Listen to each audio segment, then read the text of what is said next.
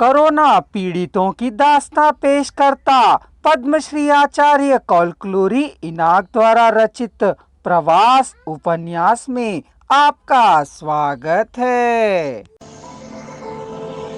पुस्तक का अनुसृजन किया है श्रीमती पारनंदी निर्मला जी ने। पुस्तक का प्रकाशन किया है गीता प्रकाशन ने। शाम रतन का समूह सवेरे ही निकलकर नगर को पार कर चुका था। सड़क के किनारे स्थित ढाबे के पास जा पहुंचे। हाथ मुंह धोकर नाश्ता कर लो के रतन ने कहा। वे सवेरे 4 बजे बोरिया बिस्तर बांधकर चल निकले थे। ढाबा के पास आते आते 8 बज गए थे। चूंकि यह आरंभ ही था अतः उतनी तेजी से नहीं चल सके थे। रतन के साथ किशोर चल रहा था। उनके पीछे रतन की पत्नी और बच्ची चल रहे थे। अंत में पतिविहीन सीता और रमा चल रही थी। उसके साथ उसका बेटा जयेश था। रमा अकेली के पास ही अधिक भार था। पीठ, सिर, बायां हाथ भार को ढो रहा था तो दाएं कंधे पर जयेश सो रहा था। उसकी हालत को देखकर राम दुखित हो रहा था। सीता के सिर पर, पीठ पर गठरियां थी, हाथ खाली थे। राम की पीठ पर बैकपैक था, हाथ खाली थे। 2 दिन पहले मैं अपने गांव जाऊंगी, राम रतन के समूह के साथ रमा ने कहा था। राम का गांव और रमा का गांव पास पास ही थे। हमें खो देने वाले हमारे गांवों में हमारे लिए बचा है, रमा ने कहा।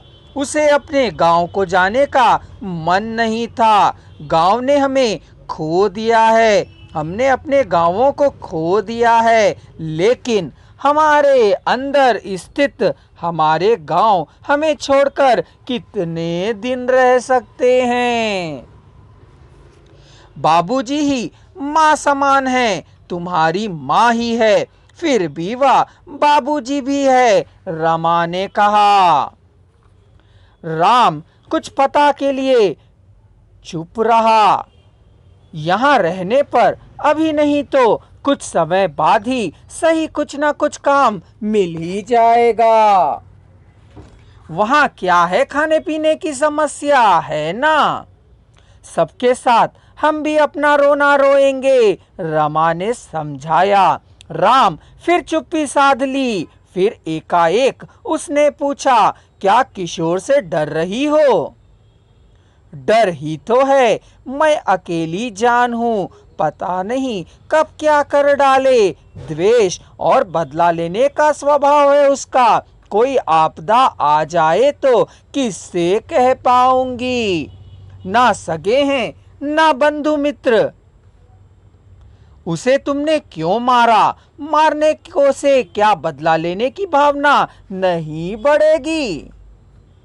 मैंने मारने की मंशा से नहीं मारा था, कुत्ता मुझ पर आ गिरा था, मैंने पास ही स्थित मोटे डंडे से दे मारा था। मार उसे सिर पर पड़ी थी, वह दर्द से चिल्ला उठा था। क्या तुम्हें दिखाई नहीं दिया? रात का समय था, नींद की खुमारी थी, फिर भी खुले जगह पर सोने वाली औरत पर क्यों जा गिरा था, कह पूछने वाला कोई आदमी ही नहीं था। उससे सभी भय खाते हैं, फिर भी नापसंद करने वाली स्त्री के पीछे पड़ना क्या है? ऐसा आदमी भी क्या आदमी है?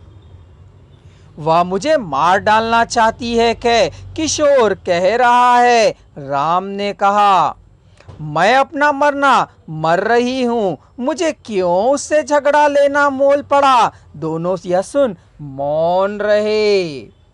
जल्दी ही काम शुरू हो जाएगा, 4 दिन रुक कर देखेंगे, फिर पहले की तरह काम करना शुरू कर अपना जीना जी लेंगे।